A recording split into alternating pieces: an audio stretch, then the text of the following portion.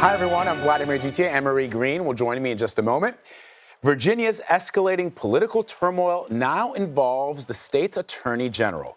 Mark Herring has admitted to also wearing blackface decades ago.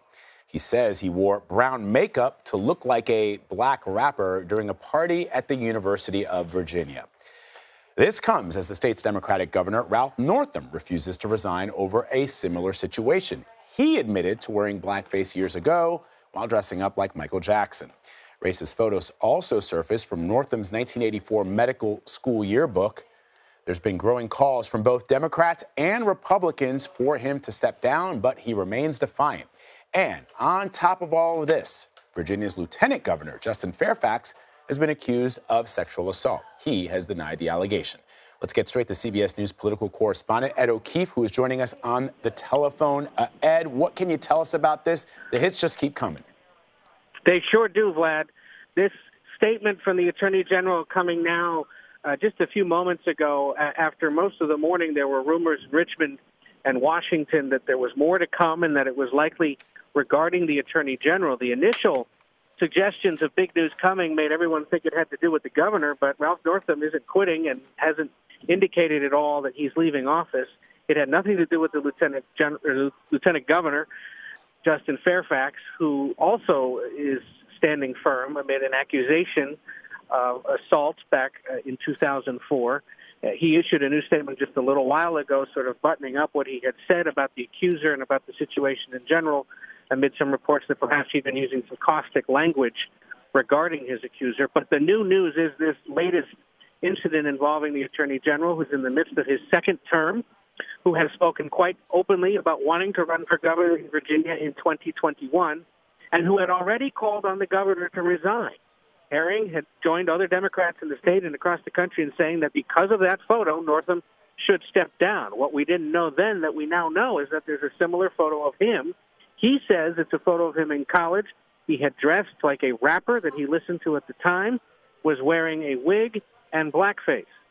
And he spent the morning, as we understand it, I know this now from two sources, meeting with members of the Virginia Democratic Black Caucus, which had actually already scheduled a news conference this morning to discuss the ongoing developments and then abruptly canceled it for the second day and a second time this week.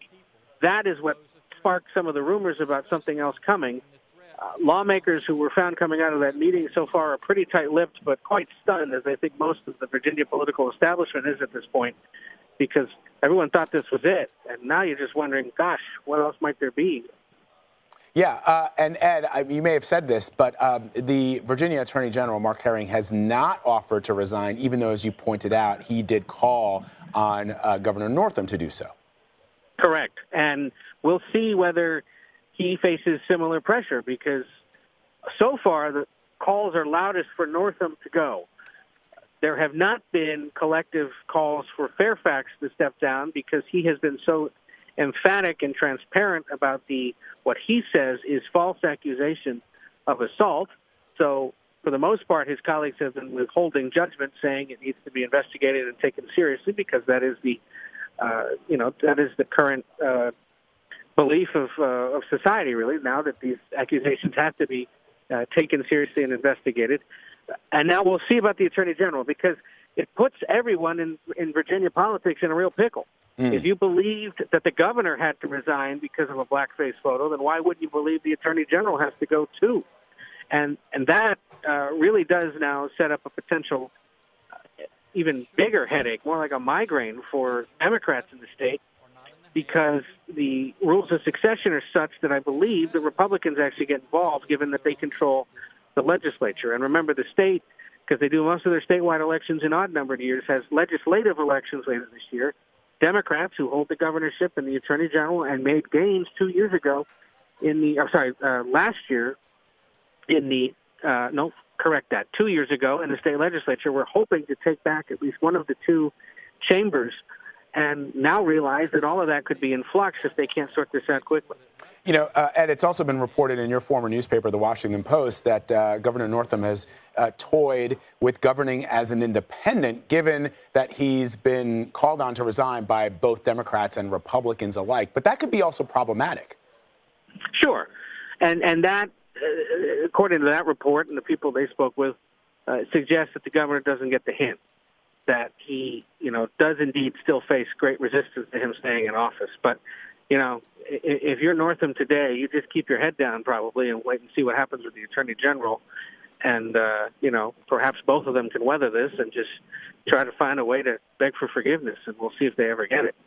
It is interesting, Ed, in this age that we're living in currently, where numerous politicians have faced serious controversies that would have roiled other politicians in previous eras, where politicians would have been forced to resign, whether you're talking about the president of the United States, who's had dozens of women accusing him of sexual misconduct, or other, right? The list is long of various politicians. In the case of really just one, Al Franken, who resigned his seat from the Senate, it seems as if now the playbook appears to be, look, just ride it out, say you're sorry, and just keep your head down, as you just suggested, and wait to see what happens.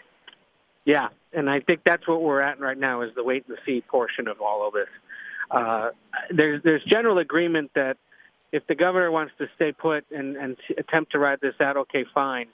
But this allegation against the lieutenant governor, given the climate that we're in now and the renewed understanding that accusations of assault and other similar matters are far more serious and should be taken seriously, it could potentially be more risky for the lieutenant governor, and we'll see. And I think it's important that we sort of take a breath and remind everyone sort of how this all began. It was exactly this time last week that the governor was facing a firestorm for a completely different reason. Virginia's in the midst of its 3-week annual legislative session, and there was consideration of a late-term abortion bill that Republicans clarified with Democrats would essentially allow a woman to have an abortion up until almost right before birth. The governor is a pediatrician and was asked in a radio interview whether or not, or how exactly that might work. And he gave a very clinical, professional medical response that was immediately deemed a bit tone deaf in the midst of this hot debate.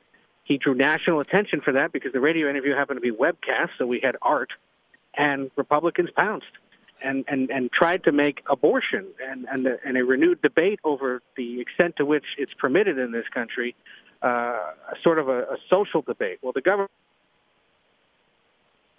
the photo fist, that was Friday. Saturday, he had that awkward news conference. Monday came the revelations about the lieutenant governor. Today, it's Wednesday, and it's the attorney general. So it's been about a week of this already in Virginia, where the eyes of the nation have been turned towards Richmond.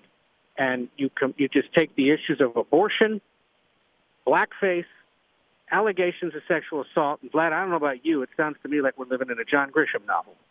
Really does. Ed O'Keefe with the news that is rocking the Commonwealth of Virginia and indeed the rest of the country, the second in line to the governorship. I have that right, Ed? He is the second in line. You do, because Fairfax would be first in line, and then Attorney General Herring. Right. So the second in line to the governorship of the Commonwealth of Virginia admits that he too wore blackface in the 1980s. CBS News political reporter Ed O'Keefe. Thank you so much, Ed. We appreciate it as always.